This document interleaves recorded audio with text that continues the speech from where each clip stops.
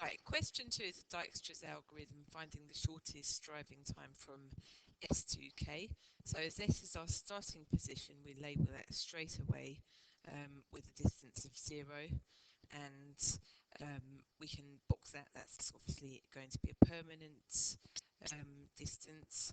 And then what we do is we look at where we can get to directly from S. So I can be reached directly from S with a distance of 23, and then also H, if you follow this line round, is another vertex which can be reached directly. That's got a distance of 106 from S. Now, those are all the places that we can reach directly from S. So our next step, having done all the direct places, is to box I with the shortest distance of 23. And the box means that it's permanently labelled with the shortest distance of 23. As soon as we do a box, we look at where we can get to directly from that box. So going along here to H via I, if we were to go via I, our total distance would be 23 plus 51, so that's going to be 74. Now that's shorter than 106, and as we're getting the shortest distance, what we do is we cross out the 106, but we cross it out so that it can still be read, okay, because there's marks for having a crossing out that can still be read.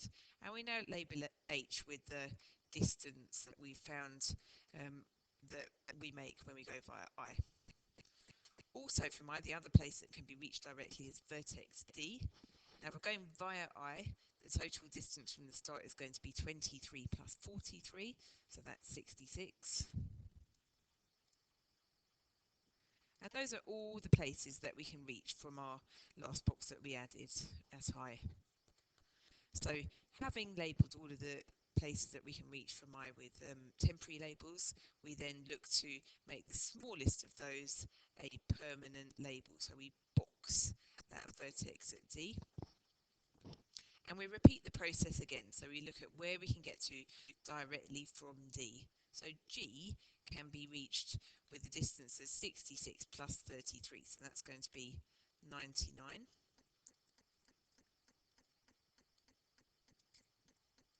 And also B can be reached with the distance of 66 plus 21. So that's 87.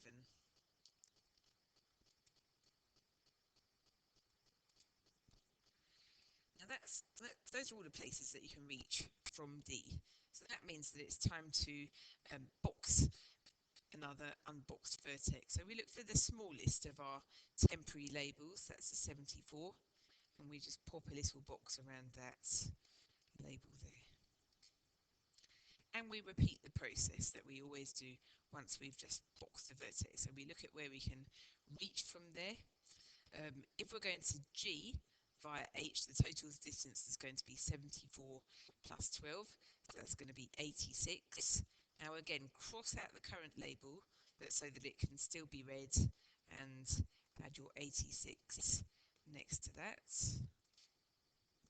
Okay, and also via H, we can travel up to K. Okay, and that's going to be a distance of 74 plus 66, so 140. Now, those are all the distances that you can reach from H. There are no other vertices that we can reach directly from H. So that means that it's time to box again the smallest of your temporary labels, and that happens, of course, to be 86.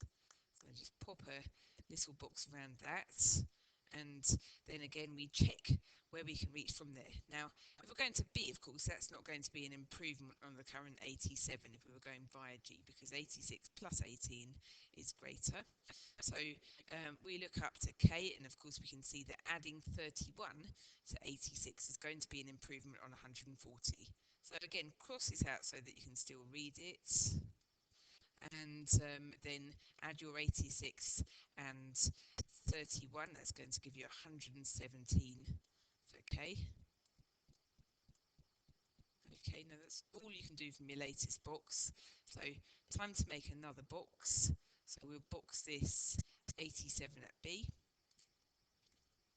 Okay, and then last of all, we just check and see, okay, is it going to be shorter than 117 if we're going via B? So 87 plus 26, that's going to give us 113. So again, that's another improvement. Cross your 117 through so that it can still be read, and you just need to label it up with the 113 and pop a box around that. Okay, so you can see so far what we've done, we've used Dijkstra's algorithm. All of our vertices in our box, they should all be boxed by the end, including the end one. We've shown our temporary labels, so the ones that have been crossed out. And of course, what we now need to do is we need to get the root. So the shortest distance is 113. And if we check what works, so going backwards, if we were to take 66 away from 113, it wouldn't give us 74. So our route doesn't trace back via H. If we were to take away 26 from 113, it does give us 87. Okay, and you can check as well, if you were to take away 31, you wouldn't get 86. So this is the route that works here. Okay, 113 take away 26 is 87. Now from there, taking away 18 doesn't work, you don't get 86. But if you take away 21, that does give you 66. From there, obviously you can see taking away the 33 wouldn't give you 86. Taking away 43 does work, you do get 23. And last of all, taking away 23 gives you 0. Now again, like with the critical path, putting the lines in the diagram doesn't mean anything. It says state the route, so we do need to state it.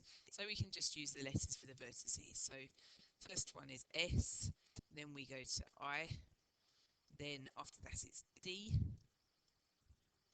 next one along is B, and last of all we've got K.